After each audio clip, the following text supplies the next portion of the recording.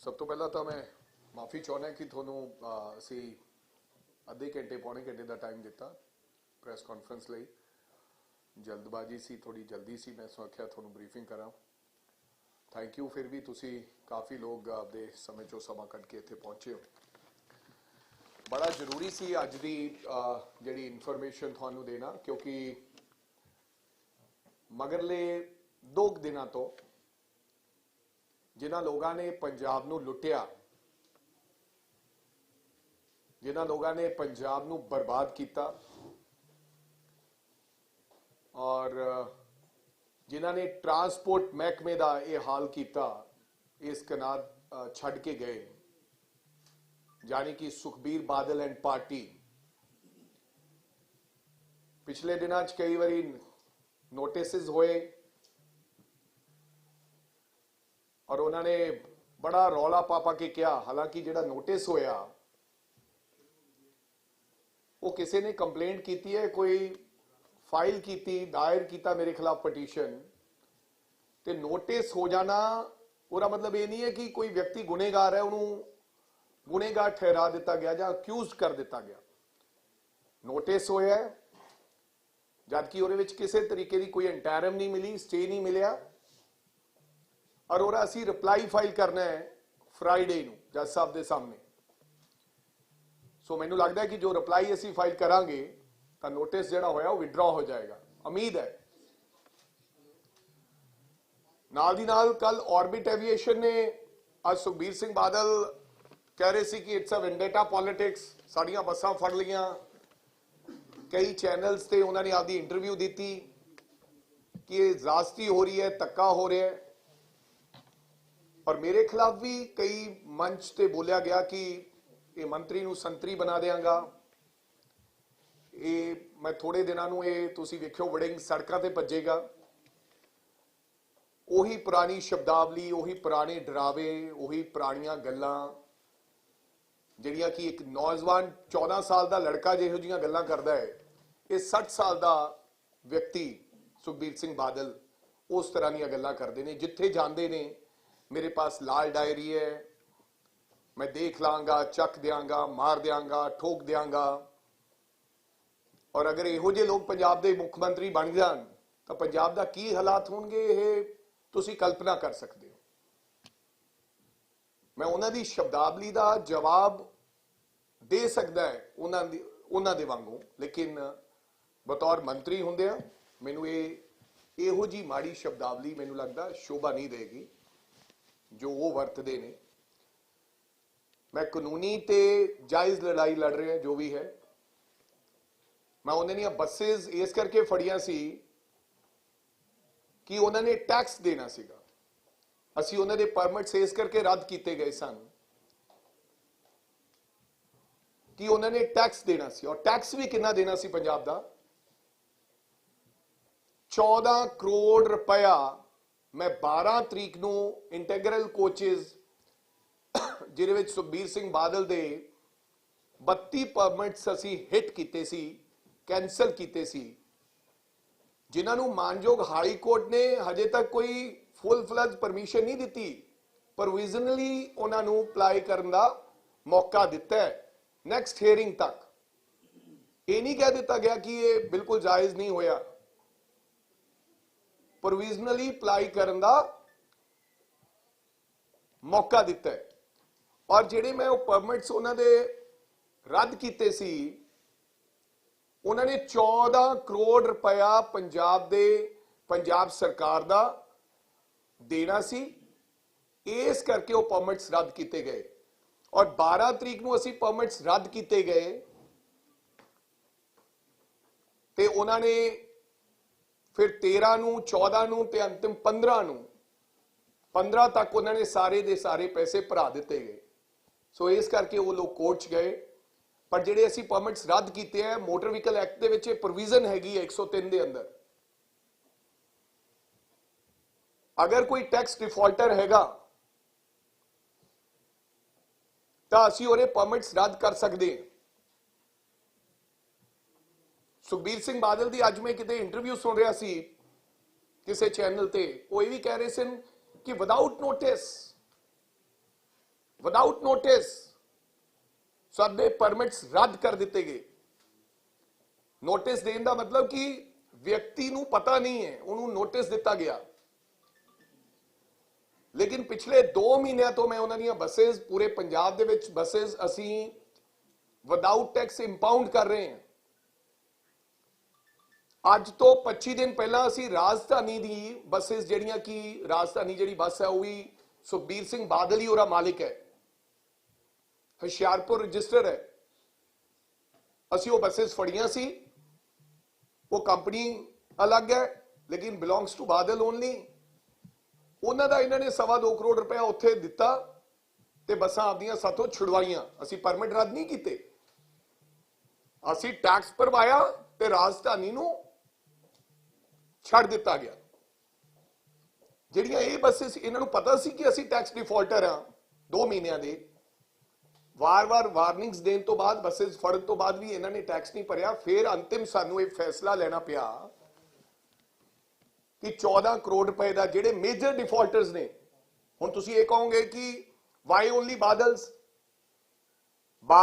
न्यूदीप, मालवा जेडे major defaulter सीगे। दूसरे तो छोटे छोटे ट्रांसपोर्टर ने जिन्हें दियां 2-2 बसेस ने, किसी का 2 लाख का डिफॉल्टर है, कोई 5 लाख का डिफॉल्टर है। ये व्यक्ति जिहड़ा राजनीति सेवा की गल करते सन, ये 14 करोड़ का डिफॉल्टर सी। इस करके सब तो पहला मेरा फर्ज बनता सी कि उन्हां लोगों ते कार्रवाई करता। ये कोई वेंडेटा पॉलिटिक्स नहीं है। सो इस करके इन्हां दियां पहली कार्रवाई इन्हां ते हुई। सो दूसरी अज एक बहुत वड्डी महत्वपूर्ण जिहड़ा मैं समझदा कि साडे वास्ते बड़ा और पंजाब दी जनता वास्ते, पंजाब दे लोगों वास्ते, हमेशा जिहड़ियां ओपोजिशनस पार्टियां वही साडे ते सवाल चुकदियां रहियां कि तुसीं जस्टिस सूर्याकांत दे फैसले दा की कीता, दूसरियां मल्टीपल एक्सटेंशन दा की कीता। जबकि मैं आउंदियां सार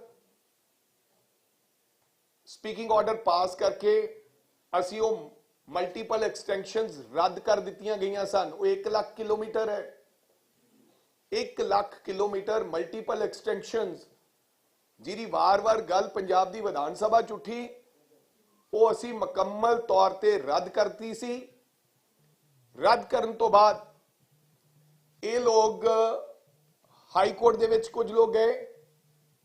हाई कोर्ट ने कहा कि तुसी स्टैट दे विच ट्रिब्यूनल दे विच जाओ।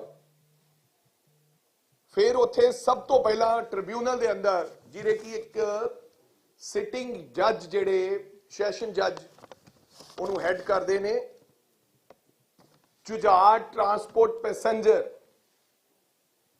Jujhar transport passenger daily post के मालिक, केबल माफिया का मालिक, जिन्होंने पंजाब नूं लुटिया,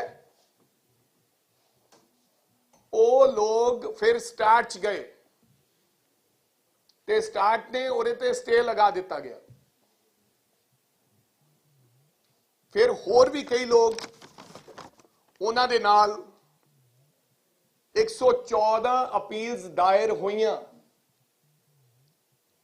स्टैट दे विच, क्योंकि जिहड़े साडा टोटल सीगा ये 806 परमिट सीगे जिहड़े असी रद्द कीते ते 682 ऑर्डर असी इन्हां दे कीते सी इन्हां दे खिलाफ, 806 परमिट्स दे खिलाफ। ते इन्हां दे विचों 114 कंपनियां जिहड़ियां सी वो स्टार्ट दे विच गईयां, जिहदे विच लीड केस सीगा जुझार ट्रांसपोर्ट पैसेंजर, जिन्हों स्टे किया गया। जे एक स्टे होया तो फिर आटोमैटिकली दूसरियां भी स्टे होंदियां गईयां। फिर असी दोबारा फिर असी मानयोग हाईकोर्ट का दरवाजा खटखटाया ते असी कहा कि इहदा फैसला जल्दी होना चाहिए, टाइम बाउंड फैसला होना चाहिए।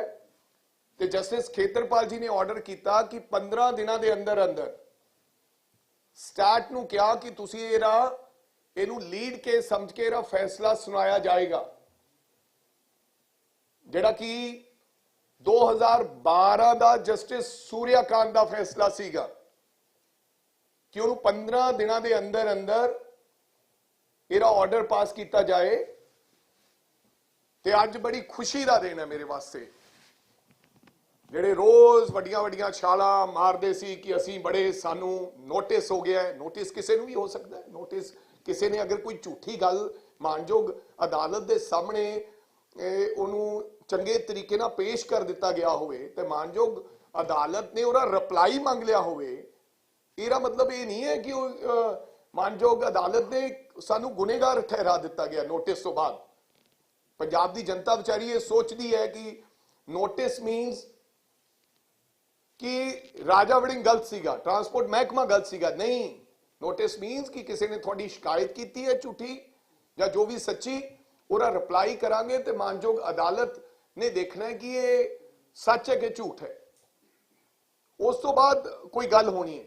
ਤੇ ਅੱਜ ਜਦੋਂ ਫੈਸਲਾ ਸੁਣਾਇਆ ਗਿਆ ਤੇ ਸਟਾਰਟ ਦਾ ਫੈਸਲਾ ਜੁਝਾਰ ਟਰਾਂਸਪੋਰਟ ਪੈਸੇਂਜਰ ਦੇ ਖਿਲਾਫ ਆ ਗਿਆ। ਉਹਨਾਂ ਦੀ ਅਪੀਲ ਡਿਸਮਿਸ ਕਰਤੀ, ਜਾਨੀ ਕਿ ਸਟਾਰਟ ਦੇ ਵਿੱਚ ਜਿਹੜਾ ਫੈਸਲਾ ਆਇਆ ਹੈ ਉਹ ਸਰਕਾਰ ਦੇ ਹੱਕ ਵਿੱਚ ਆਇਆ ਹੈ। ਤੇ ਸਟਾਰਟ ਨੇ 12 ਸਾਲਾਂ 2012 ਦੇ ਜਸਟਿਸ ਸੂਰਿਆਕਾਂਤ ਦੇ ਫੈਸਲੇ ਤੇ ਅੱਜ ਟ੍ਰਿਬਿਊਨਲ ਨੇ ਮੋਹਰ ਲਾ ਦਿੱਤੀ ਗਈ ਹੈ। ਸੋ ਇਹ ਬੜਾ ਵੱਡਾ ਫੈਸਲਾ। ਇਹਦੇ ਨਾਲ 1 ਲੱਖ ਕਿਲੋਮੀਟਰ ਜਿਹੜੇ ਐਕਸਟੈਂਸ਼ਨਾਂ ਸੀਗੀਆਂ, ਬੜਾ ਵੱਡਾ ਇਹ ਗਰੋਹ ਸੀਗਾ ਜਿਹਦੇ ਨਾਲ ਆਉਣ ਵਾਲੇ ਸਮੇਂ ਦੇ ਵਿੱਚ ਸਾਡੇ ਮਹਿਕਮੇ ਨੂੰ ਤੇ ਟਰਾਂਸਪੋਰਟ ਨੂੰ ਫਾਇਦਾ ਹੋਏਗਾ।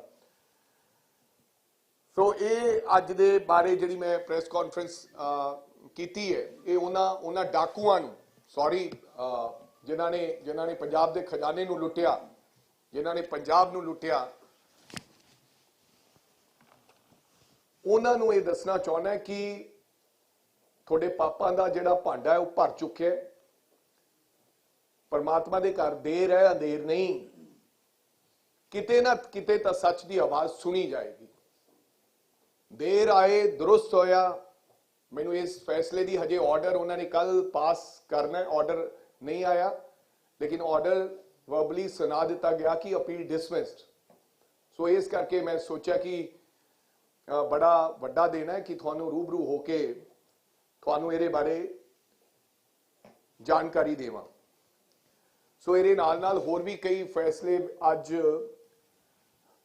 ਮੈਂ ਤੁਹਾਨੂੰ ਦੱਸਣਾ ਚਾਹੁੰਦਾ ਕਿ ਜਿਹੜਾ 3 ਵੀਲਰਸ ਵਾਲਾ ਜਿਹੜਾ ਸੀਗਾ, ਕੱਲ ਚੀਫ ਮਿਨਿਸਟਰ ਸਾਹਿਬ ਜਿਹੜੇ ਲੁਧਿਆਣਾ ਗਏ ਸੀ, ਕਈ ਵਾਰੀ ਕਹਿ ਦਿੱਤਾ ਜਾਂਦਾ, ਲੋਕ ਕਈ ਮਜ਼ਾਕ ਬਣਾਉਂਦੇ, ਲੋਕ ਨਹੀਂ, ਕਈ ਆਪੋਜੀਸ਼ਨ ਪਾਰਟੀ ਵਾਲੇ। 3 ਵੀਲਰਸ ਵਾਲਿਆਂ ਦਾ ਅਸੀਂ ਕੈਬਨਿਟ ਦੇ ਵਿੱਚ, ਜਿਹੜੀ ਹੁਣ ਕੈਬਨਿਟ ਆਏਗੀ, ਉਹਦੇ ਵਿੱਚ ਸਾਰੇ ਦਾ ਸਾਰਾ ਜਿਹੜਾ ਉਹਨਾਂ ਦੇ ਟੈਕਸ ਹੋਏਗਾ ਉਹ ਮਾਫ ਕਰ ਦਿੱਤਾ ਜਾਏਗਾ। ਜੋ ਵੀ ਫੈਸਲਾ ਆਟੋ ਰਿਕਸ਼ਾ ਵਾਲਿਆਂ ਦਾ ਚੰਨੀ ਸਾਹਿਬ ਨੇ ਕਿਹਾ, ਔਰ ਜਿਹੜੇ ਵੀ ਚਲਾਨਸ ਉਹਨਾਂ ਦੇ ਹੋਏ ਨੇ, ਉਹਨਾਂ ਦੇ ਚਲਾਨ ਦਾ ਉਹਨਾਂ ਤੋਂ 1 ਰੁਪਇਆ ਲੈ ਕੇ ਸਾਰੇ ਦੇ ਸਾਰੇ ਚਲਾਨਸ ਦੀ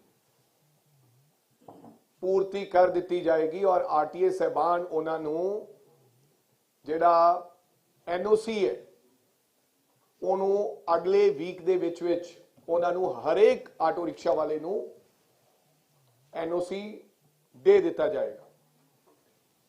ਔਰ ਅੱਜ ਮੁੱਖ ਮੰਤਰੀ ਸਾਹਿਬ ਨੇ ਇਹ ਵੀ ਕਿਹਾ, ਅੱਜ ਟਰੱਕ ਯੂਨੀਅਨ ਦੇ ਕੁਝ ਸਾਥੀ, ਉਹਨਾਂ ਦੇ ਪ੍ਰਧਾਨ ਮੁੱਖ ਮੰਤਰੀ ਸਾਹਿਬ ਨੂੰ ਮਿਲੇ ਸਨ ਤੇ ਮੁੱਖ ਮੰਤਰੀ ਸਾਹਿਬ ਨੇ ਉਹਨਾਂ ਨੂੰ ਵਿਸ਼ਵਾਸ ਦਿਵਾਇਆ ਕਿ ਆਉਣ ਵਾਲੇ ਸਮੇਂ 'ਚ ਟਰੱਕ ਯੂਨੀਅਨ ਦਾ ਅਸੀਂ ਐਸਾ ਕੋਈ ਸਿਸਟਮ ਲੈ ਕੇ ਆਵਾਂਗੇ ਜਿਹਦੇ ਨਾਲ ਕਿਸੇ ਵਪਾਰੀ ਨੂੰ, ਕਾਰੋਬਾਰੀ ਨੂੰ ਕੋਈ ਨੁਕਸਾਨ ਨਾ ਪਹੁੰਚੇ ਤੇ ਦੁਬਾਰਾ ਫੇਰ ਤੋਂ ਟਰੱਕ ਯੂਨੀਅਨਸ ਦਾ ਗਠਨ ਕਰ ਦਿੱਤਾ ਜਾਏਗਾ। ਇਹਦੇ ਬਾਰੇ ਅੱਜ ਉਹਨਾਂ ਨੇ ਸਲਾਹ ਮਸ਼ਵਰਾ ਸ਼ੁਰੂ ਕੀਤਾ ਹੈ ਔਰ ਮੈਨੂੰ ਉਮੀਦ ਹੈ ਕਿ ਅਸੀਂ ਆਉਣ ਵਾਲੇ ਸਮੇਂ ਦੇ ਵਿੱਚ ਇਹ ਫੈਸਲਾ ਵੀ ਇਹਨਾਂ ਦੋਨਾਂ ਵਪਾਰੀ ਲੋਕਾਂ ਨਾਲ ਤੇ ਯੂਨੀਅਨ ਵਾਲਿਆਂ ਨਾਲ ਬੈਠ ਕੇ, ਤਾਂ ਜੋ ਕਿਸੇ ਵਪਾਰੀ ਭਰਾ ਦਾ ਕੋਈ ਨੁਕਸਾਨ ਨਾ ਹੋਵੇ, ਇਹਦੇ ਫੈਸਲੇ ਤੇ ਵੀ ਮੋਹਰ ਲਾ ਦਿੱਤੀ ਜਾਏਗੀ। ਸੋ ਅੱਜ ਦੀ ਜਿਹੜੀ ਪ੍ਰੈਸ ਕਾਨਫਰੰਸ ਸੀ ਉਹਦੇ 'ਚ ਮੈਂ ਇੰਨਾ ਹੀ ਤੁਹਾਨੂੰ ਦੱਸਣਾ ਚਾਹੁੰਦਾ ਔਰ ਤੁਹਾਨੂੰ ਇਹ ਵੀ ਦੱਸ ਦਿਆਂ ਕਿ ਜਿਹੜੇ ਉਹ 73 ਇੰਟੀਗਰਲ ਕੋਚਸ ਵਾਲੇ ਅਸੀਂ परमिट रद्द किए, ਜਿਹੜੇ 32 परमिट्स की ये गल कर रहे हैं कि साडे रद्द किए सी, उन्हां विचों 8 परमिट ऐसे है ਜਿਹੜੇ ਇਹਨਾਂ ਨੇ ਰੀਨਿਊ ਹੀ ਨਹੀਂ ਕਰਾਏ ਕਦੇ। ਉਹ ਵੀ ਇਹਨਾਂ ਨੇ ਮੇਰਾ ਖਿਆਲ ਮਾਨਯੋਗ ਹਾਈ ਕੋਰਟ ਨੂੰ ਮਿਸਲੀਡ ਕੀਤਾ। ਜਿਹੜੇ ਪਰਮਿਟ ਰੀਨਿਊ ਹੀ ਨਹੀਂ ਹੈ, ਤੁਸੀਂ ਉਹਨਾਂ ਨੂੰ ਚਲਾ ਰਹੇ ਹੋ, that means ਉਹਦਾ ਵੈਲਿਡ ਹੀ ਨਹੀਂ ਹੈ ਪਰਮਿਟ। ਸੋ ਅਸੀਂ ਆਉਣ ਵਾਲੇ ਸਮੇਂ 'ਚ ਸਾਡੇ ਵਕੀਲ ਸਾਹਿਬਾਨ ਮਾਨਯੋਗ ਹਾਈ ਕੋਰਟ ਦੇ ਅੱਗੇ ਆਪਦੇ ਜਿਹੜੇ ਪੱਖ ਹੈ ਉਹ ਅਸੀਂ ਰੱਖਾਂਗੇ। ਸਾਨੂੰ ਪੂਰਨ ਉਮੀਦ ਹੈ ਕਿ ਜਦੋਂ ਅਸੀਂ ਪੱਖ ਰੱਖਾਂਗੇ ਤੇ ਉਹ ਫੈਸਲੇ ਵੀ ਸਾਡੇ ਹੱਕ ਵਿੱਚ ਆਉਣਗੇ। ਸੋ ਤੁਹਾਡਾ ਸਾਰਿਆਂ ਦਾ ਬਹੁਤ ਬਹੁਤ ਧੰਨਵਾਦ, ਤੁਸੀਂ ਇੱਥੇ ਆਏ। ਕਿਸੇ ਦੇ ਕੋਈ ਸਵਾਲ ਹੈਗੇ ਤਾਂ ਮੇਰੇ ਤੋਂ ਕਰ ਸਕਦੇ ਹੋ। ਸਰ ਇਹ ਕਲੀਅਰ ਕਰ ਦਿਓ ਕਿ ਆਟੋ ਰਿਕਸ਼ਾ ਵਾਲਿਆਂ ਦੇ ਟੈਕਸ ਜਿਹੜੇ ਨੇ ਸਾਰੇ ਓਵਰਆਲ ਕਦੋਂ ਤੋਂ ਕਦੋਂ ਤੱਕ ਦੇ ਜਿਹੜੇ ਟੈਕਸ ਨੇ ਉਹ ਮਾਫ ਹੋਣਗੇ? ਇਸ ਤੋਂ ਪਹਿਲਾਂ ਦੇ ਜਿੰਨੇ ਵੀ ਟੈਕਸਸ ਹੈਗੇ ਨੇ as per as chief minister announcement, ਉਹ ਸਾਰੇ 2000 ਇਸ ਤੋਂ ਪਹਿਲਾਂ ਵਾਲੇ ਮਾਫ ਕਰ ਦਿੱਤੇ ਜਾਣਗੇ। ਮਲਿਕ ਸਾਹਿਬ, ਤੁਸੀਂ ਪਿਛਲੀ ਪੀਸੀ ਚ ਗਿਆ ਸੀ, ਮਨਪ੍ਰੀਤ ਬਾਦਲ ਹੋਰਾਂ ਦਾ ਬਕਾਇਆ ਪਿਆ, ਉਹਨਾਂ ਨੇ ਟੈਕਸ ਭਰਤਾ ਜਾਂ ਉਹਨਾਂ ਦੀਆਂ ਵੀ ਕੋਈ ਬੱਸਾਂ ਤੁਸੀਂ ਜ਼ਬਤ ਕਰੋਗੇ? ਮੈਨੂੰ ਇਸ ਬਾਰੇ ਹੁਣ ਮੈਂ 2-4 ਦਿਨਾਂ ਦੀ ਕੋਈ ਇਨਫੋਰਮੇਸ਼ਨ ਨਹੀਂ ਲਈਗੀ। ਕਾਫੀ ਸਾਡੇ ਕੋਲ ਇਹ ਟੈਕਸਸ ਆਏ ਨੇ, ਅਲੱਗ-ਅਲੱਗ ਕੰਪਨੀਆਂ ਦੇ ਆਏ ਨੇ, ਛੋਟੇ ਆਪਰੇਟਰਸ ਨੇ ਵੀ ਸਾਡੇ OTP ਸਾਥੋਂ ਮੰਗੇ ਨੇ, ਸਾਡੇ RTS ਨੇ ਇਨਫੋਰਮੇਸ਼ਨ ਦਿੱਤੀ ਹੈ, ਲੇਕਿਨ ਕਾਫੀ ਟੈਕਸ ਇਕੱਠਾ ਹੋਇਆ। ਨੈਕਸਟ PC 2-4 ਦਿਨਾਂ ਚ ਅਸੀਂ ਤੁਹਾਨੂੰ ਪੂਰਾ ਡੇਟਾ ਦੇਵਾਂਗੇ ਕਿ ਕਿਹੜੀ ਕੰਪਨੀ ਨੇ ਕਿੰਨਾ ਟੈਕਸ ਐਂਡ ਟੋਟਲ ਟੈਕਸ ਸਾਡੇ ਕੋਲੇ ਰੈਵਨਿਊ ਕਿੰਨਾ ਆਇਆ ਦੱਸ ਦਿਆਂਗੇ। ਬਟ ਮੈਨੂੰ ਇਹ ਜਾਣਕਾਰੀ ਨਹੀਂ ਹੈ ਕਿ ਸਪੈਸ਼ਲੀ ਕੋਈ ਮਨਪ੍ਰੀਤ ਬਾਦਲ ਜੀ ਦਾ ਟੈਕਸ ਆ ਗਿਆ ਕਿ ਰਹਿੰਦਾ ਹੈ। ਮਲਿਕ ਸਾਹਿਬ, ਪਟਿਆਲੇ ਦੇ ਵਿੱਚ ਅੱਜ ਆਰਬਿਟ ਟਰਾਂਸਪੋਰਟਰ ਉਹਨਾਂ ਨੇ ਅੱਜ ਬੱਸ ਅੱਡਾ ਹੀ ਜਾਮ ਕਰ ਦਿੱਤਾ, ਮਤਲਬ ਬਲੌਕ ਕਰ ਦਿੱਤਾ ਗਿਆ। 2 ਘੰਟੇ ਉੱਥੇ ਲੋਕ ਖੱਜਲ ਖੁਆਰ ਹੁੰਦੇ ਰਹੇ। ਇਹਦੇ ਪਿੱਛੇ ਕੀ ਕਾਰਨ ਹੈ? ਰਿਪੋਰਟ ਆਈ ਉਹ ਕਹਿੰਦੇ ਸਾਡੇ ਜਿਹੜੇ ਪਰਮਿਟ ਹੈ ਉਹ ਹਾਈ ਕੋਰਟ ਨੇ ਬਹਾਲ ਕਰ ਦਿੱਤੇ ਨੇ ਤੇ ਉਹ ਟਾਈਮ ਟੇਬਲ ਵੀ ਰੱਦ ਕਰ ਦਿੱਤੇ ਨੇ ਜਿਹੜੇ ਤੁਸੀਂ ਬਣਾਏ ਸੀ ਪਿਛਲੇ ਦਿਨੀ। ਇਸ ਨੂੰ ਲੈ ਕੇ ਆਮ ਲੋਕ ਉੱਥੇ ਪਰੇਸ਼ਾਨ ਹੋਏ ਨੇ। ਇਹਦੇ ਪਿੱਛੇ ਦਾ ਕੀ ਹੈ? ਦੇਖੋ ਜੀ, ਇਹ ਪੂਰਨ ਤੌਰ ਤੇ ਬਦਮਾਸ਼ੀ ਹੈ। ਨਾਟ ਓਨਲੀ ਪਟਿਆਲਾ, ਮੈਨੂੰ ਪਟਿਆਲਾ ਦੀ ਇਨਫੋਰਮੇਸ਼ਨ ਨਹੀਂ ਹੈ ਮਾਨਸ਼ਈਆ ਸਾਹਿਬ, ਲੇਕਿਨ ਮੈਨੂੰ ਬਠਿੰਡਾ ਦੀ ਇਨਫੋਰਮੇਸ਼ਨ ਆਈ ਸੀ ਜਿਹਦੇ ਵਿੱਚ ਸਾਡੇ GMs ਨੇ ਉਹਨਾਂ ਦੇ ਖਿਲਾਫ ਕਾਰਵਾਈ ਲਿਖ ਕੇ ਜਿਹੜਾ ਅਸੀਂ SSP ਨੂੰ ਸੌਂਪੀ ਹੈ। ਮੈਨੂੰ ਲੱਗਦਾ ਕਿ ਹਜੇ ਵੀ ਉਹ ਲੋਕ ਬਦਮਾਸ਼ੀ ਕਦੇ ਨਾ ਕਦੇ, ਕਿਉਂਕਿ ਪੁਰਾਣਾ ਉਹ ਜਿਹੜਾ ਗੱਲ ਹੈ ਉਹਨਾਂ ਦੇ ਹਜਮ ਨਹੀਂ ਆ ਰਹੀ, ਲੇਕਿਨ ਕਿਸੇ ਪ੍ਰਕਾਰ ਦੀ ਕੋਈ ਬਦਮਾਸ਼ੀ ਨਹੀਂ ਚੱਲਣ ਦੇਵਾਂਗੇ। ਮੈਂ ਪਟਿਆਲੇ ਤੇ ਵੀ ਪਤਾ ਕਰਦਾ, ਲੇਕਿਨ ਬਠਿੰਡਾ ਚ ਉਹਨਾਂ ਦੇ ਲੋਕਾਂ ਨੇ ਇਦਾਂ ਹੀ ਕੀਤਾ, ਲੇਕਿਨ ਉਹਨਾਂ ਦੇ ਬੰਦੀ ਕਾਰਵਾਈ ਪੁਲਿਸ ਮਹਿਕਮਾ ਕਰ ਰਿਹਾ ਹੈ। ਮਲਿਕ ਸਾਹਿਬ, 100 ਰੁਪਏ ਕੇਬਲ ਮਾਫੀਆ ਦਾ ਜ਼ਿਕਰ ਹੋ ਰਿਹਾ ਸੀ, 100 ਰੁਪਏ ਦਾ ਕਿਹਾ। ਅੱਜ ਉਹਨਾਂ ਨੇ ਪ੍ਰੈਸ ਕਾਨਫਰੰਸ ਕੀਤੀ, ਉਹ ਕਹਿੰਦੇ ਕਿ 100 ਰੁਪਏ ਤਾਂ ਦੇ ਹੀ ਨਹੀਂ ਸਕਦੇ। सरकार कुछ भी कर सकती है। सरकार ने जो भी फैसला लेना है, सरकार ने फैसला लेना है। तो अगर सरकार चाहती है, जो चन्नी साहब चाहते हैं, पंजाब का मुख्यमंत्री ये चाहता है तो कैबिनेट चाहती है, तो फिर सब कुछ हो सकता है। ਉਹ ਕਹਿੰਦੇ ਜੀ ਟਰਾਈ ਦਾ ਮਸਲਾ ਹੈ, ਕੇਂਦਰ ਦੇ ਅੰਡਰ ਆਉਂਦਾ ਹੈ, ਇਸ ਦੇ ਵਿੱਚ ਸੂਬਾ ਸਰਕਾਰ ਨਹੀਂ ਇਸ ਤਰ੍ਹਾਂ ਇੰਟਰਵੀਨ ਕਰ ਸਕਦੀ। ਉਹ ਕਹਿੰਦੇ ਸਾਨੂੰ ਰੇਟ ਹੀ ਜਿਹੜਾ ਹੈ ਉਹ 130 ਰੁਪਏ ਟਰਾਈ ਦਿੰਦੀ ਹੈ ਔਰ ਉਸ ਤੋਂ ਬਾਅਦ 23 ਰੁਪਏ ਤੇ GST ਲੱਗਦੀ ਹੈ। देखो जी, ये भी कहा जाता सी कि ये तो एग्रीमेंट्स ਜਿਹੜੇ ਅਕਾਲੀ ਦਲ ਕਰ ਗਿਆ, ਇਹ ਤਾਂ ਵਾਪਸ ਲੈ ਨਹੀਂ ਜਾ ਸਕਦੇ। ਪਾਵਰ ਪਰਚੇਸ ਐਗਰੀਮੈਂਟਸ ਅੱਜ ਉਦਾਂ ਤੇ ਪਿਛਲੀ ਸਰਕਾਰ ਇਹੀ ਕਹਿੰਦੀ ਰਹੀ, ਲੋਕ ਵੀ ਇਹ ਕਹਿੰਦੇ ਰਹੇ, ਬੁੱਧੀਜੀਵ ਵੀ ਇਹ ਗੱਲ ਕਹਿੰਦੇ ਰਹੇ। ਸੋ ਮੈਨੂੰ ਲੱਗਦਾ ਕਿ ਇਹ ਸਰਕਾਰ 'ਚ ਦਮ ਹੋਣਾ ਚਾਹੀਦਾ ਹੈ, ਬਲ ਹੋਣਾ ਚਾਹੀਦਾ ਫੈਸਲਾ ਲੈਣ ਦਾ, ਤੇ ਸਭ ਕੁਝ ਹੋ ਸਕਦਾ ਹੈ। ਤੇ ਤੁਹਾਡੇ ਸਾਹਮਣੇ 3 ਰੁਪਏ ਬਿਜਲੀ ਵੀ ਸਸਤੀ ਕਰਤੀ ਤੇ ਪਾਵਰ ਪਰਚੇਸ ਐਗਰੀਮੈਂਟ ਵੀ ਉਡਾਤੇ। ਉਹਨਾਂ ਨੇ ਕਿਹਾ ਜਿਹੜਾ 100 ਰੁਪਏ ਦਾ ਰੇਟ ਆ 1990 ਦੇ ਵਿੱਚ ਸੀ, ਅੱਜ ਤੋਂ 30 ਸਾਲ ਪਹਿਲਾਂ। 30 ਸਾਲ ਬਾਅਦ ਫੇਰ ਉਹੀ ਰੇਟ ਦੇ ਰਹੇ ਹੋ, ਪਰ ਬਾਕੀ ਚੀਜ਼ਾਂ ਦੀ ਗੱਲ ਕੀਤੀ ਉਹਨਾਂ ਨੇ, ਪੈਟਰੋਲ ਡੀਜ਼ਲ ਦੀ ਗੱਲ ਕੀਤੀ, ਤਾਂ ਸਰਕਾਰ ਸਿਰਫ ਕੇਬਲ ਵਾਲਿਆਂ ਦੇ ਪਿੱਛੇ ਕਿਉਂ ਪਈ ਹੈ?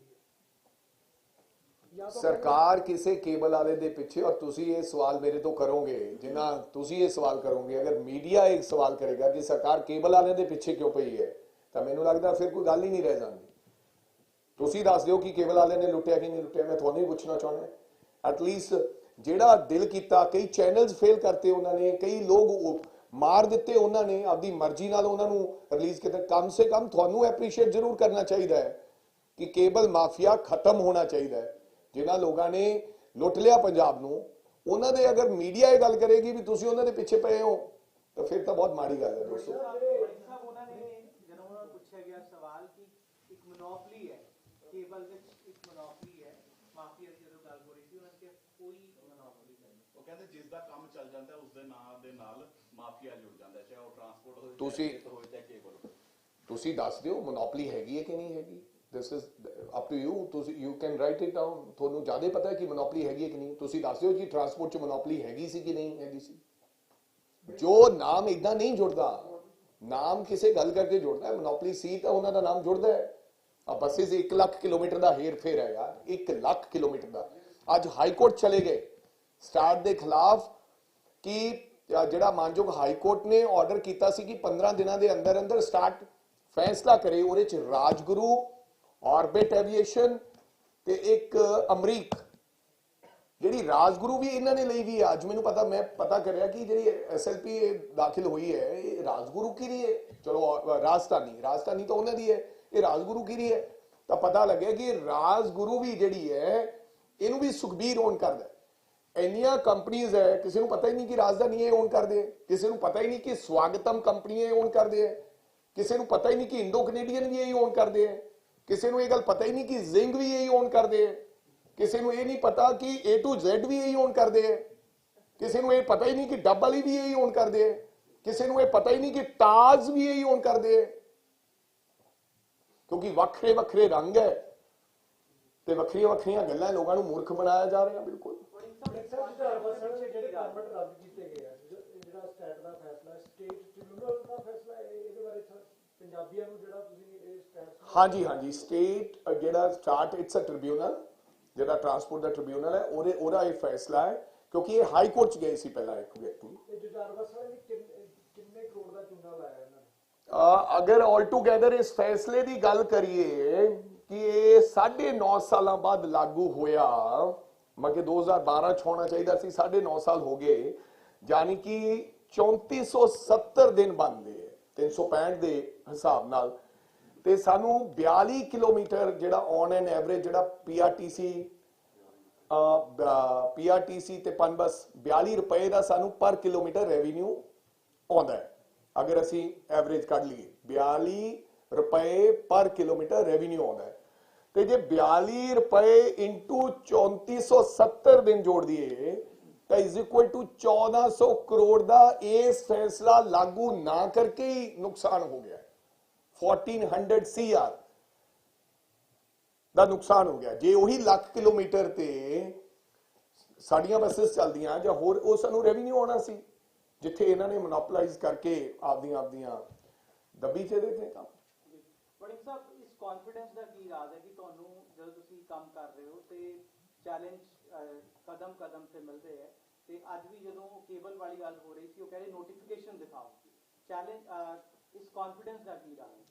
ਕੌਣ ਕਹਿ ਰਿਹਾ ਸੀਗਾ ਕਿ ਕੇਬਲ ਵਾਲੇ ਬੰਦੇ ਉੱਥੇ ਆਏ ਹੋਏ ਸੀ, ਉਹ ਕਹਿ ਰਹੇ ਸੀ ਕਿ ਨੋਟੀਫਿਕੇਸ਼ਨ ਦਿਖਾਵੇ ਸਰਕਾਰ 100 ਰੁਪਏ ਵਾਲਾ। ਅਜੇ ਉਹਨਾਂ ਨੂੰ ਇਹ ਲੱਗ ਰਿਹਾ ਕਿ ਸ਼ਾਇਦ 1 ਮਹੀਨਾ ਕੁ ਰਹਿ ਗਿਆ ਸਰਕਾਰ ਦਾ, ਇਸ ਕਰਕੇ ਥੋੜਾ ਜਿਹਾ ਉਤੇਜਨਾ ਚ ਬੋਲ ਰਹੇ ਨੇ। ਬਟ ਮੈਨੂੰ ਲੱਗਦਾ ਕਿ ਇਹੋ ਜਿਹੇ ਇਹ ਜਿਹੜੇ ਝੂਠੇ ਚੈਲੰਜਸ ਜਾਂ ਇਹੋ ਜਿਹੀਆਂ ਆਦਤਾਂ ਸੁਖਬੀਰ ਸਿੰਘ ਬਾਦਲ ਨੇ ਮਗਰਲੇ 10 ਸਾਲਾਂ ਚ ਪਾਈਆਂ ਉਹਨਾਂ ਲੋਕਾਂ ਨੂੰ, ਇਹ ਹੌਲੀ ਹੌਲੀ ਆਦਤਾਂ ਜਾਣੀਆਂ। ਕਿਉਂਕਿ ਸੁਖਬੀਰ ਸਿੰਘ ਬਾਦਲ ਜਿੱਥੇ ਜਾਂਦਾ ਕਿ ਮੈਂ ਇਹਦੇ ਅਫਸਰ ਦਾ ਨਾਮ ਡਾਇਰੀ ਚ ਲਿਖ ਲਿਆ, ਮੈਨੂੰ ਤਾਂ ਲੱਗਦਾ ਨਹੀਂ ਕਿ ਜਿਹੜੇ ਆਫੀਸਰਸ ਨੇ ਫੜ ਕੇ ਅੰਦਰ ਦਿੱਤਾ ਸੀ ਸੁਖਬੀਰ ਸਿੰਘ ਬਾਦਲ ਨੂੰ, ਉਹਨਾਂ ਦਾ ਕੀ ਕਰਤਾ ਸੁਖਬੀਰ ਸਿੰਘ ਬਾਦਲ ਨੇ। ਅਗਰ ਵਿਅਕਤੀ ਸੱਚਾ ਹੈ ਤਾਂ ਇਹੋ ਜਿਹੇ ਸੁਖਬੀਰ ਸਿੰਘ ਬਾਦਲ ਬਹੁਤ ਤੁਰੇ ਫਿਰਦੇ ਆ, ਕੋਈ ਕਿਸੇ ਦਾ ਕੁਝ ਨਹੀਂ ਵਿਗਾੜ ਸਕਦੇ। ਅਗਰ ਪੈਸੇ ਤੇ ਤਾਕਤ ਦੀ ਗੱਲ ਕਰੀਏ ਤਾਂ ਇਹਨਾਂ ਕੋਲ ਬੜੀ ਤਾਕਤ ਰਹੀ, ਪਰ ਇਹਨਾਂ ਨੂੰ ਹਜਮ ਇਹ ਨਹੀਂ ਹੋ ਰਿਹਾ।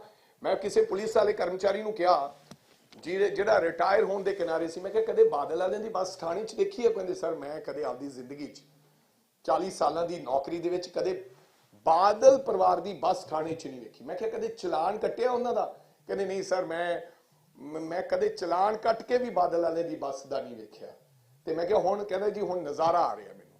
ਈਵਨ ਜਿਹੜੇ ਲੋਕ ਇਹਨਾਂ ਦੀ ਬੱਸ 'ਚ ਬੈਠੇ ਹੁੰਦੇ, ਕੱਲ ਇੱਕ ਮੈਨੂੰ ਲੇਡੀ ਮਿਲੀ, ਮੈਂ ਸਬਵੇ ਖਾ ਰਿਹਾ ਸੀ ਰਾਸਤੇ ਦੇ ਵਿੱਚ ਇੱਥੋਂ ਰਾਜਪੁਰੇ ਕੋਲ, ਤੇ ਉੱਥੋਂ ਇੱਕ ਲੇਡੀ, ਦੋਨੇ ਮਾਂ ਬੇਟੀ ਸੀਗੀਆਂ, ਉਹ ਮੈਨੂੰ ਕਹਿੰਦੀਆਂ ਕਿ ਵੜਿੰਗ ਸਾਹਿਬ ਮੈਂ ਬਠਿੰਡੇ ਜਾ ਰਹੀ ਹਾਂ ਤੇ ਮੇਰੀ ਬੇਟੀ ਮੈਨੂੰ ਛੱਡਣ ਜਾ ਰਹੀ ਹੈ। ਮੈਂ ਵੈਸੇ ਤਾਂ ਜਿਹੜੀ ਵੋਲਵੋ ਤੇ ਆਉਂਦੀ ਸੀ ਤੇ ਅੱਜ ਵੋਲਵੋ ਹੁਣ ਬੰਦ ਹੋ ਗਈਆਂ ਤੇ ਮੈਨੂੰ ਮੇਰੀ ਬੇਟੀ ਛੱਡਣ ਜਾ ਰਹੀ ਹੈ, ਪਰ ਮੈਂ ਖੁਸ਼ ਬਹੁਤ ਹਾਂ। ਮੈਨੂੰ ਸੰਤੁਸ਼ਟੀ ਹੈ ਕਿ ਕਿਸੇ ਵਿਅਕਤੀ ਨੇ ਜਾਂ ਕਿਸੇ ਸਰਕਾਰ ਨੇ ਇਹ ਜ਼ਰੂਰਤ ਕੀਤੀ ਕਿ ਬਾਦਲ ਵਾਲਿਆਂ ਦੀ ਬੱਸ ਵੀ ਪੁਲਿਸ ਸਟੇਸ਼ਨ ਦੇ ਬਾਹਰ ਖੜ ਸਕਦੀ ਹੈ, ਜਿਹੜੇ ਕਿ ਨੋਰਮਸ ਦੀ ਉਲੰਘਣਾ ਕਰਨਗੇ। ਨਹੀਂ ਤਾਂ ਇਹ ਲੋਕਾਂ ਨੇ ਹਜ਼ਾਰਾਂ ਲੋਕ ਮਾਰ ਦਿੱਤੇ ਗਏ, ਹਜ਼ਾਰਾਂ ਬੱਚੇ ਮਾਰ ਗਏ। ਉਹ ਮੋਗਾ ਕਾਂਡ ਮੈਨੂੰ ਹਜੇ ਤੱਕ ਭੁੱਲਿਆ ਨਹੀਂ, ਉਹ ਚੰਨੂ ਕਾਂਡ ਹਜੇ ਤੱਕ ਭੁੱਲਿਆ ਨਹੀਂ ਹੈ। ਜਿੱਥੇ ਮਾਪਿਓ ਦੇ ਬੱਚਿਆਂ ਦੀਆਂ ਲਾਸ਼ਾਂ ਦਾ ਸੌਦਾ ਕੀਤਾ ਗਿਆ ਧੱਕੇ ਨਾਲ। ਉਹਨਾਂ ਨੂੰ ਕਿਹਾ ਕਿ ਆ ਲਓ 20 ਲੱਖ ਰੁਪਇਆ, ਤੁਹਾਡੀ ਧੀ ਸਾਡੇ ਤੋਂ ਮਰ ਗਈ ਹੈ, ਪਰ ਉਹਨੂੰ ਜਬਰੀ ਪੁਲਿਸ ਦੇ ਕਰਮਚਾਰੀਆਂ ਨੇ, ਵੱਡੇ ਵੱਡੇ ਆਫੀਸਰਾਂ ਨੇ ਬਹਾ ਕੇ ਉਹਦੇ ਨਾਲ, ਉਹਦਾ ਹਜੇ ਅੰਤਿਮ ਸੰਸਕਾਰ ਨਹੀਂ ਹੋਇਆ ਸੀ, ਉਹਨੂੰ ਨੈਗੋਸ਼ੀਏਟ ਕੀਤਾ ਗਿਆ। ਇਸੇ ਸੁਖਬੀਰ ਸਿੰਘ ਬਾਦਲ ਦੀ ਸਰਕਾਰ ਦੇ ਵਿੱਚ ਮੋਗਾ ਕਾਂਡ ਤੁਸੀਂ ਦੇਖਿਆ ਹੋਣਾ, ਤੇ ਉਹਨੂੰ ਆਪਦੀ ਬੇਟੀ ਦਾ ਮਜਬੂਰਨ ਤੌਰ ਤੇ ਸੌਦਾ ਕਰਨਾ ਪਿਆ, ਜਿਹਨੂੰ ਅਣਗਹਿਲੀ ਦੇ ਨਾਲ ਇੱਕ ਕੰਡਕਟਰ ਨੇ ਧੱਕਾ ਮਾਰ ਕੇ ਉਹਦੀ ਸਭ ਕੁਝ, ਪੂਰਾ ਪਰਿਵਾਰ ਖਤਮ ਕਰਤਾ। ਉਸ ਤੋਂ ਬਾਅਦ ਕਿਸੇ ਨੇ ਪੁੱਛਿਆ ਵੀ ਨਹੀਂ ਹੋਣਾ ਉਸ ਪਰਿਵਾਰ, ਕੈਂਡਲ ਮਾਰਚਸ ਹੋਏ, ਹੋਰ ਹੋਏ, ਲੇਕਿਨ ਕਿਸੇ ਨੇ ਉਸ ਪਰਿਵਾਰ ਦੀ ਚੀਕ ਨਹੀਂ ਸੁਣੀ। ਔਰ ਇਹੋ ਜਿਹੇ ਹਜ਼ਾਰਾਂ ਲੋਕ ਇਹਨਾਂ ਦੀਆਂ ਬੱਸਾਂ ਦੇ ਥੱਲੇ ਆ ਕੇ ਇਹਨਾਂ ਲੋਕਾਂ ਨੇ ਮਾਰ ਦਿੱਤੇ ਗਏ, ਪਰ ਕਿਸੇ ਦੀ ਜ਼ਰੂਰਤ ਨਹੀਂ ਸੀ। ਮਰਨ ਤੋਂ ਬਾਅਦ ਘਰੇ ਜਾ ਕੇ ਉਹਨਾਂ ਦੀ ਜ਼ਮਾਨਤ ਲੈ ਲਈ ਜਾਂਦੀ ਸੀ, ਫਾਰਮੈਲਿਟੀ ਤੌਰ ਤੇ FIR ਕਰ ਦਿੱਤੀ ਜਾਂਦੀ ਸੀ। ਅਸੀਂ ਇਹ ਵੀ ਕਾਨੂੰਨ ਬਣਾਵਾਂਗੇ ਆਉਣ ਵਾਲੇ ਸਮੇਂ ਦੇ ਵਿੱਚ ਕਿ ਜਿਹੜਾ ਬੱਸ ਦੇ ਥੱਲੇ ਕੋਈ ਵਿਅਕਤੀ ਐਸਾ ਹੋ ਜਾਂਦਾ, ਉਹਦਾ ਪੱਕੇ ਤੌਰ ਤੇ ਉਹਦਾ ਕੈਂਸਲੇਸ਼ਨ ਨਹੀਂ ਹੋਣੀ ਚਾਹੀਦੀ, ਜਾਂ ਰਾਜੀਨਾਮਾ ਨਹੀਂ, ਉਹਦਾ ਚਲਾਨ ਪੇਸ਼ ਹੋਣਾ ਚਾਹੀਦਾ ਜ਼ਰੂਰ। ਬ੍ਰਿਕ ਸਾਹਿਬ, ਤੁਹਾਡੇ ਡਰਾਈਵਰਾਂ ਦਾ ਹਜੇ ਤੱਕ ਬੀਮਾ ਨਹੀਂ, ਕਿਸੇ ਵੀ ਸਰਕਾਰੀ ਬੱਸ ਦੇ ਡਰਾਈਵਰ ਦਾ ਬੀਮਾ ਨਹੀਂ। ਜੇ ਕੁਝ ਵੀ ਹੋ ਜਾਂਦਾ ਤਾਂ ਕੋਈ ਉਹਨਾਂ ਦਾ ਮਾਲੀ ਵਾਰਸ। ਨੰਬਰ 1। ਨੰਬਰ 2, ਟਰਾਂਸਪੋਰਟ ਮਾਫੀ ਦੀ ਤਾਂ ਚਲੋ ਤੁਸੀਂ ਨੱਥ ਪਾ ਲਈ ਇਧਰਲੇ ਪਾਸੇ ਬੱਸਾਂ ਵਾਲੇ ਤੇ, ਆ ਟਿੱਪਰ ਜਿਹੜੇ ਰੇਤ ਮਾਫੀ ਵਾਲੇ ਨੇ, ਇਹ ਸਾਰੀ ਦਿਨ ਰਾਤ ਮਾਨਸ਼ਾਹੀਆ ਸਾਹਿਬ ਛੋਟੇ ਛੋਟੇ ਜਿੰਨੇ ਵੀ ਟਿੱਪਰ ਵਾਲੇ ਆ ਨਾ, ਇਹਨਾਂ ਦਾ ਤਾਂ ਇਹ ਛੋਟੀਆਂ ਛੋਟੀਆਂ ਮੱਛੀਆਂ ਮੈਂ ਜਦੋਂ ਮਰਜ਼ੀ ਫੜ ਲਾਂਗੇ, ਪਰ ਮੇਰਾ ਧਿਆਨ ਵੱਡੇ ਮਗਰਮੱਛਾਂ ਵੱਲ ਸੀ। ਮੇਰੇ ਕੋਲੇ 60 ਦਿਨ ਦਾ ਤੁਸੀਂ ਮੈਨੂੰ ਮੌਕਾ ਦਿੱਤਾ ਹੈ। 60 ਦਿਨਾਂ ਦੇ ਵਿੱਚ ਪਹਿਲਾਂ ਮੈਂ ਸੋਚਿਆ ਕਿ ਮਗਰਮੱਛਾਂ ਨੂੰ, ਜਿਨ੍ਹਾਂ ਨੂੰ ਕੋਈ ਮਾਰ ਹੀ ਨਹੀਂ ਸਕਦਾ, ਪਹਿਲਾਂ ਇਹਨਾਂ ਨੂੰ ਸਿੱਟ ਲਈਏ। ਇਹਨਾਂ ਮੱਛੀਆਂ ਨੂੰ ਤਾਂ ਇਹ ਆਪਣੇ ਆਪ ਜਦੋਂ ਮਗਰਮੱਛ ਮਾਰ ਲਏ ਤਾਂ ਮੱਛੀਆਂ ਉਹਨਾਂ ਨੂੰ ਵੇਖ ਕੇ ਭੱਜ ਜਾਣਗੀਆਂ। ਸੋ ਇਸ ਕਰਕੇ ਕਿਰਪਾ ਕਰਕੇ ਤੁਸੀਂ ਦੇਖੋ ਕਿ 2 ਮਹੀਨਿਆਂ ਦੇ ਅੰਦਰ ਅੰਦਰ फैसले 12-12 साल पेंडिंग फैसले, स्टैट, कोर्ट, इंटेग्रल कोचेज, ये सब लड़ाइयां सुप्रीम कोर्ट तक केसेस पहुंच गए। ਮਾਫੀ ਹੈਗਾ ਇਹ ਟਿੱਪਰ, ਛੋਟੇ ਟਿੱਪਰ ਨਹੀਂ ਕਿਸੇ ਆਮ ਲੋਕਾਂ ਦੇ ਨਹੀਂ ਚੱਲਦੇ, ਇਹ ਸਿਰਫ ਤੁਹਾਡੇ ਜਾਂ ਅਕਾਲੀਆਂ ਦੇ, ਕਾਂਗਰਸੀਆਂ ਦੇ, ਹੋਰ ਲੀਡਰਾਂ ਦੇ। मैं तो एक ही गल कह सकता मानशेर साहब, मैं रात ਨੂੰ ਵਿਹਲਾ ਹੁੰਦਾ, ਕਿਸੇ ਦਿਨ ਤੁਸੀਂ ਕੈਮਰਾ ਲੈ ਕੇ ਆ ਜਾਓ, ਜਿਹੜਾ ਟਿੱਪਰ ਕਹੋਗੇ, ਜਿਹੜੇ ਕਾਂਗਰਸੀ ਦਾ ਤੁਹਾਨੂੰ ਟਿੱਪਰ ਲੱਗਦਾ ਹੈ, ਪਹਿਲਾਂ ਕਾਂਗਰਸੀ ਦਾ ਫੜਾਂਗੇ। ਮੈਂ तमाम ਮੀਡੀਆ ਨੂੰ ਇਹ ਗੱਲ ਕਹਿਣਾ, ਤੁਹਾਨੂੰ ਇਹ ਲੱਗਦਾ ਕਿ ਕਿਸੇ ਕਾਂਗਰਸੀ ਦਾ ਟਿੱਪਰ ਚੱਲਦਾ ਹੈ, ਬਿਲਕੁਲ ਹੋ ਸਕਦਾ ਚੱਲਦਾ ਹੋਵੇ, ਮੈਂ ਇਸ ਗੱਲ ਨੂੰ ਨਹੀਂ ਕਹਿ ਰਿਹਾ। ਜੇ ਚੱਲਦਾ ਹੈ ਪਲੀਜ਼ ਕੈਮਰਾ ਤੇ ਆਪਦਾ ਉਹ ਨਾਲ ਲਾਓ ਤੇ ਆਪਾਂ ਅੱਜ ਹੀ ਰਾਤ ਚੱਲਦੇ ਹਾਂ। ਮੈਨੂੰ ਵੀ ਰਾਤ ਨੂੰ ਨਾਲੇ ਆਪਾਂ ਭਾਲਦੇ ਹਾਂ ਕੋਈ ਨਾ ਕੋਈ, ਪਰ ਕਈ ਵਾਰੀ ਹੁੰਦਾ ਕਿ ਸਾਡੇ ਤੇ ਆਪੋਜੀਸ਼ਨ ਇਸ ਤਰ੍ਹਾਂ ਦੇ ਇਲਜ਼ਾਮਾਤ ਲਾ ਦਿੰਦੀ ਹੈ। ਕੋਈ ਹੋਏਗਾ, ਇੱਕ ਗੰਦੀ ਮछली ਵੀ ਹੁੰਦੀ ਹੈ ਜਿਹੜੀ ਸਾਰੇ ਤਲਾਬ ਨੂੰ ਗੰਦਾ ਕਰ ਦਿੰਦੀ ਹੈ, ਔਰ ਅਗਰ ਐਸੀ ਕੋਈ ਗੰਦੀ ਮछली ਹੈ ਜਿਹੜਾ ਟਿੱਪਰ ਚੱਲ ਰਿਹਾ ਹੈ, ਉਹ ਫੜ ਸਕਦੇ। ਤੁਸੀਂ ਮੇਰੀ ਮਦਦ ਕਰੋ, ਆਪਾਂ ਫੜ ਲਾਂਗੇ। ਚੱਲੋਗੇ, ਕਈ ਵਾਰ ਫੋਨ ਚੱਕਦੇ ਨਹੀਂ ਅੱਜ ਕੱਲ੍ਹ। ਹਾਂ, ਮੈਂ ਇੰਟਰਵਿਊ ਵਾਸਤੇ ਨਹੀਂ ਚੱਕਦਾ, ਪਰ ਜੇ ਇਹੋ ਜਿਹਾ ਕੰਮ ਹੈ ਤਾਂ ਹੁਣੇ ਹੀ ਚੱਲਦੇ ਆ ਚੱਲੀਏ, ਆ ਚੱਲ ਪਈਏ। ਪੱਕਾ ਡਨ। ਬਹੁਤ ਕੁਝ ਐਸਾ ਹੋਣ ਲੱਗ ਗਿਆ ਕਿ ਜਿਵੇਂ ਤੁਸੀਂ ਛਾਪੇ ਕਰਨ ਲੱਗ ਗਏ ਤਾਂ ਬੜਾ ਚੰਗਾ ਲੱਗਦਾ ਜੀ, ਹਨਾ ਵੀ ਸਾਡੇ ਵਿੱਚ ਬਦਲ ਕੇ ਆ ਗਈ। ਚਲੋ ਕੈਪਟਨ ਸਾਹਿਬ ਵੀ ਤੁਹਾਡੇ ਸੀ, ਪਰ 4.5 ਸਾਲ ਬਾਅਦ ਬੋਲੇ, ਚਲੋ ਚੰਗਾ ਲੱਗਿਆ। CM ਚੰਨੀ ਕਹਿੰਦੇ ਨੇ ਕਿ ਮੈਂ ਆਮ ਘਰਾਂ ਦੇ ਵਿੱਚੋਂ ਉੱਠਿਆ ਹੋਇਆ ਹੈ। ਅੱਜ ਮੁੱਖ ਮੰਤਰੀ ਚੰਨੀ ਨੇ ਪੰਜਾਬ ਯੂਨੀਵਰਸਿਟੀ ਪਟਿਆਲੇ ਜਾਣਾ ਸੀਗਾ, ਉੱਥੇ ਪਟਿਆਲੇ ਜਾਣ ਤੋਂ ਪਹਿਲਾਂ 300 ਜਿਹੜੇ ਮੁੰਡੇ ਸੀ, ਉਹ ਜਿਹੜੇ ਬਾਹਰ ਦੇ ਭਰਤੀ ਕੀਤੇ, ਉਹ ਮਸਲੇ ਨੂੰ ਲੈ ਕੇ ਉੱਥੇ ਇੱਕ ਨੌਜਵਾਨ ਲੱਖਾ ਸਧਾਣਾ ਨੂੰ ਮਿਲਣ ਲਈ ਆਇਆ। ਉਹ ਹਜੇ ਚੰਨੀ ਜੀ ਉੱਥੇ ਪਹੁੰਚੇ ਨਹੀਂ ਸੀ, ਲੱਖਾ ਸਧਾਣਾ SSP ਪਟਿਆਲਾ ਨੇ ਪਹਿਲਾਂ ਹੀ ਗ੍ਰਿਫਤਾਰ ਕਰ ਲਿਆ।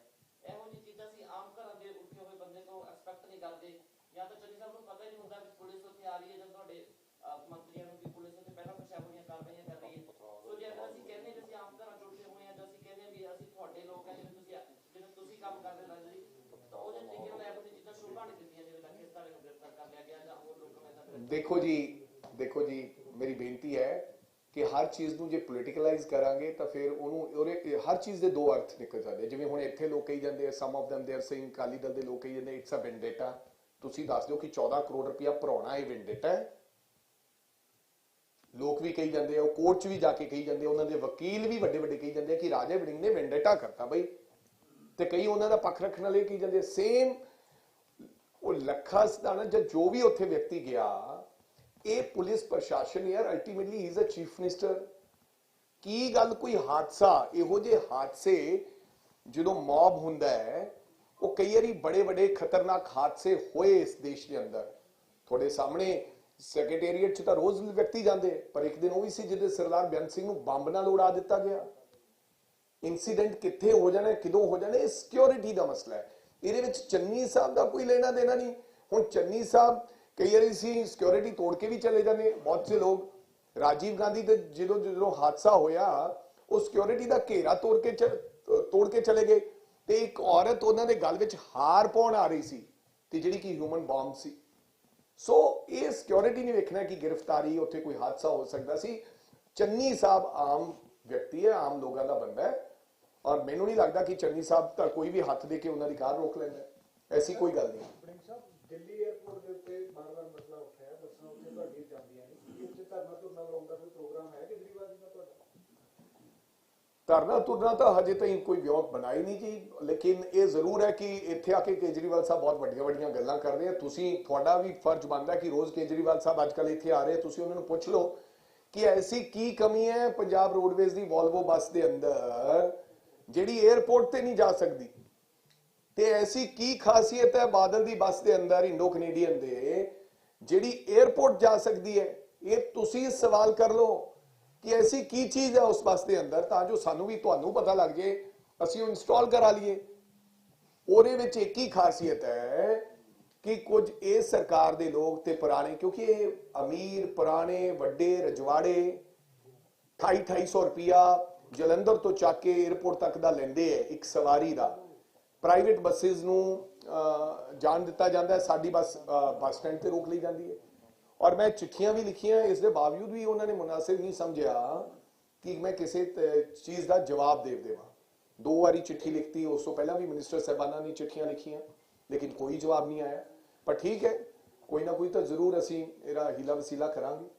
ਅੱਛਾ, ਡਿੰਪੀ ਜੀ ਕਹਿੰਦੇ ਕਿ ਰਾਜਾ ਜੀ ਸਾਡੇ ਹਲਕੇ ਦੇ ਵਿੱਚ ਸਿਆਸੀ ਵਿਰੋਧੀ ਹੋਣ ਕਰਕੇ ਕੁਝ ਨਿੱਜੀ ਚੀਜ਼ਾਂ ਦੇ ਕਰਕੇ ਵੀ ਸਾਡੇ ਨਾਲ ਵਿਰੋਧ ਕਰ। ਮੈਂ ਯਾਰ ਤੁਹਾਨੂੰ ਇਹ ਪੁੱਛ ਰਿਹਾ, ਬਾਦਲ ਨਾਲ ਵੀ ਮੈਂ ਚੁਣਾਵ ਲੜਿਆ ਯਾਰ, ਮੈਂ ਤੁਹਾਨੂੰ ਪੁੱਛ ਰਿਹਾ, ਤੁਸੀਂ ਦੱਸ ਦਿਓ ਕਿ ਅਗਰ ਟੈਕਸ ਜਿਹੜਾ ਬੰਦੇ ਦਾ, ਪਹਿਲਾਂ ਤਾਂ ਤੁਸੀਂ ਇਹ ਦੱਸੋ ਯਾਰ 14 ਕਰੋੜ ਰੁਪਇਆ ਸਾਡੀ ਸਰਕਾਰ ਨੇ ਬਾਦਲ ਵਾਲਿਆਂ ਦਾ ਮਾਫ ਕਰਤਾ, ਤੇ ਜਿਨ੍ਹਾਂ ਦੀ ਤੁਸੀਂ ਗੱਲ ਕਰਦੇ ਹੋ ਇਹਨਾਂ ਦਾ 4 ਕਰੋੜ ਰੁਪਇਆ ਮਗਰਲੀ ਸਰਕਾਰ ਨੇ ਮਾਫ ਕਰਤਾ। ਸਾਡੀ ਸਰਕਾਰ ਨੇ ਟੈਕਸ ਵੇਵ ਆਫ ਕਰਤਾ।